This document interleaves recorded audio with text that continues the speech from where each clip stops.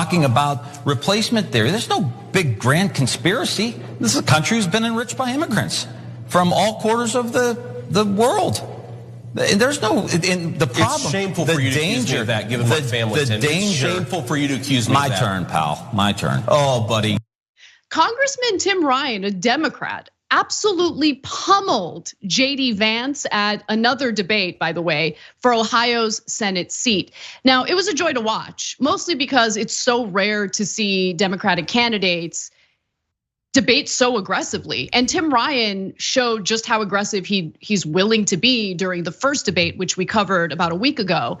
But this is yet another debate, and let's give credit where credit is due. JD Vance was beaten down in the first debate. He agreed to another one, and he continued to be pummeled. This time specifically on the issue of supporting members of the Republican Party who spew the right-wing white replacement theory. The idea that the Democrats are intentionally allowing undocumented immigrants to pour into the country to essentially have a voter base that will vote for them and replace white voters in America. It is an insanely disgusting, divisive thought and conspiracy theory, which of course motivated the mass shooting that took place in Buffalo, New York, and of course killed innocent Black shoppers at a Tops grocery store.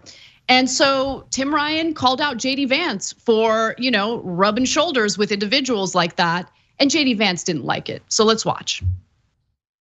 All these great replacement theory writings that JD Vance agrees with, some sicko got this information that he's peddling with, again, those extremists that he runs around with, Marjorie Taylor Greene, Ted Cruz, all these guys, they just want to stoke this racial violence. We're tired of it. We have a, hold on, JD, stop. No, this is disgusting. I'd like to get here's exactly what happens when the media and people like Tim Ryan accuse me of engaging in the great replacement theory. I'll tell you exactly what happens, Tim. What happens is that my own children, my biracial children, get attacked by scumbags online and in person because you are so desperate for political power that you'll accuse me, the father of 3 beautiful biracial babies, of engaging in racism. We are sick of it.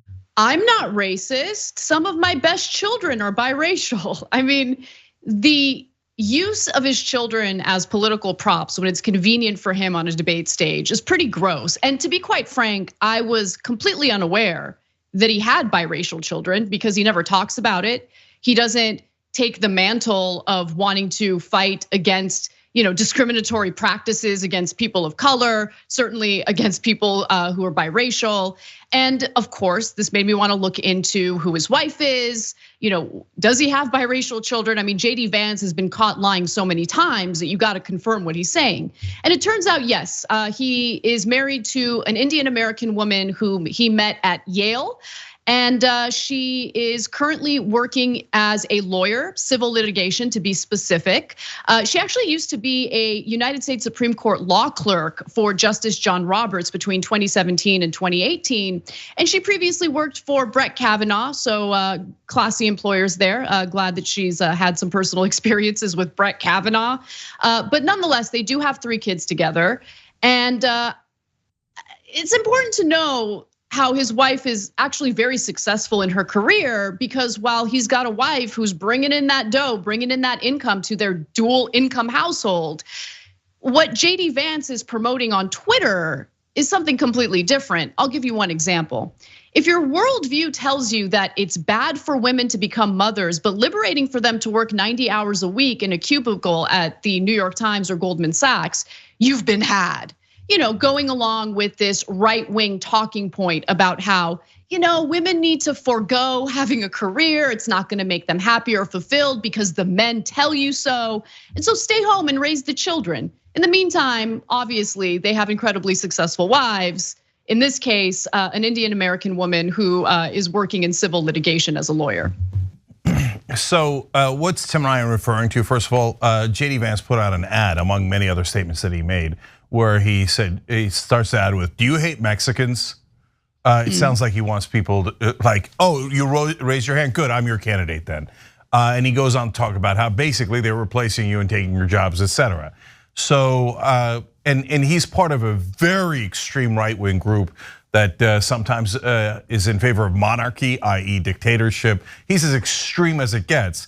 But when he's on that debate floor and Tim Ryan challenges him on it, all of a sudden he's like, extremist, what name so? I love my biracial kids, I love all the different races. Do you hate Mexicans like I do? Wait, hold on, then why'd you run that ad, right? Look, I'm kidding about the like I do part. That's implied, it wasn't literal in the ad, just to be clear. Okay, so, but most importantly, I love Tim Ryan's attitude. Okay, so I have a self-serving theory about this, which is not at all true, but let's have fun with it. Tim Ryan was the congressman that came on the Young Turks the most, probably in TYT history. So that was a long time ago, back when we used to agree. Then he became a little bit more establishment and conservative, and then we had our disagreements, but he still came on all the time, including on his presidential run. Maybe we rubbed off on him, and I've said to him and to every other person who will listen 1,000 times, get tougher. There's no reason not to get tough, right? You're running against a sumbitch. It's in Ohio, you're the underdog. There's no reason why you shouldn't punch him in the face politically. And so now I see him punching people in the face. Look, guys, forget the credit for us. I'm just kidding around. But the really important thing is that if he wins, he was a significant underdog in Ohio, okay? That shows you of course, that's what you have to do. Of course. I mean, we're having debates with I hate using the word, I'm overusing it, but the Democratic establishment morons who are like, no, we shouldn't fight against our opponents. So I have to debate these folks. No, of course you should do like he did. And at a minimum, that race will be way tighter than it would have been. He should have lost by 9, he might even win, and the polls are super tight now. So he's running a great race. Now, there's one other part of that debate that I really want to get to because, man, JD Vance is bad at debating. He accuses Tim Ryan of something that can easily be, like thrown back at him because they're running for the same Senate seat. So with that said, let's watch. This just shows how desperate this guy is for political power. I know you've been in office for 20 years, Tim, and I know it's a sweet gig, but you're so desperate not to have a real job that you'll slander me and slander my family. So did JD Vance just admit that he is running for a Senate seat because it's not a real job? Let me repeat exactly what he said verbatim. He said, you're so desperate not to have a real job, you'll slander me and my family. It's disgraceful. Hey, JD, you're on a debate stage debating your Democratic opponent for the Senate seat in Ohio, the same Senate seat that you just described as not a real job. Man, he's really bad at this, like really, really bad at this. Yeah, so look, man, if Fetterman wins fighting super hard against Oz, even after he had a stroke, and then Tim Ryan pulls off this miracle, and the Democrats still don't get it that you're supposed to fight the other party, they're utterly hopeless. But look, we're probably going to lose the House, but so that at least keeping the Senate, it will block some nonsense investigations, etc., and could make a difference. But if we hold on to the House, and the Tim Ryans and the Fettermans of the world deliver the Senate for the Democrats, I hope to God that the Democratic Party can finally learn a lesson. You're supposed to hit the other guys.